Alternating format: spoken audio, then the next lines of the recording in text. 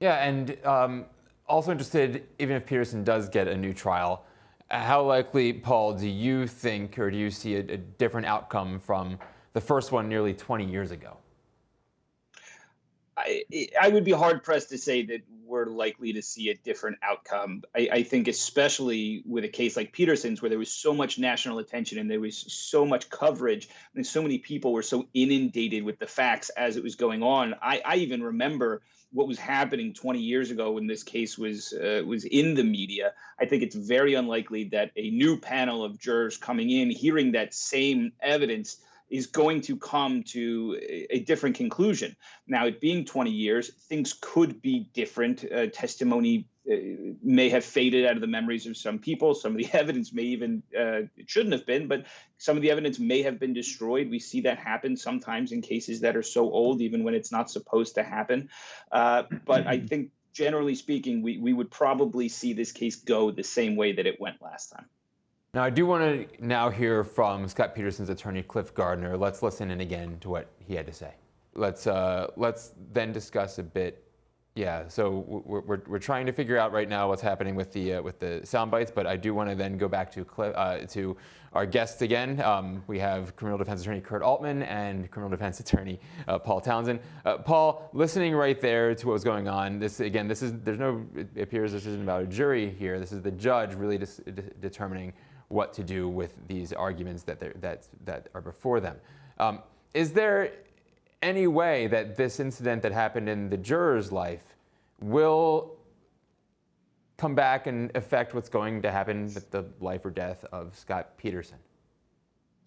So I think, as Kurt kind of pointed out earlier, there's always a chance. It's very hard to make an accurate, 100% confident prediction. But I think the more likely outcome is that no. The way that this judge is even handling Mr. Gardner's contentions and the questions that she's asking are kind of showcasing that there may be a little pushback on her end of what Gardner is kind of asserting are the real issues with her 2002 versus 2021 testimony about what potentially happened at some DV incident that she was involved in. So this judge does not appear to be crediting that this was a major discrepancy, that she was clearly lying, and maybe there was some malfeasance involved to try and get on the jury based on her own DV history to kind of punish Scott Peterson in a DV case. It doesn't appear that the judge is really going along with what Gardner is trying to kind of paint to be this big deal. So I think it's likely that what we're going to see ultimately is that the judge doesn't see that this rise to the level of prejudice that would result in Scott Peterson getting a new trial. And of course, that isn't stopping Peterson's lawyer from still continuing to press his case. We do have that soundbite ready for you now. This is, again, this is Cliff Gardner talking about how the juror in question contradicted herself, perhaps on the subject of fearing for her own baby's life. Let's go give it a listen. Yeah, and Paul, question for you. How does the popularity of this case, because of course that was a difficult thing to try to get an impartial jury the first time around, it was all over the news. How does the popularity of this case affect the hearing now?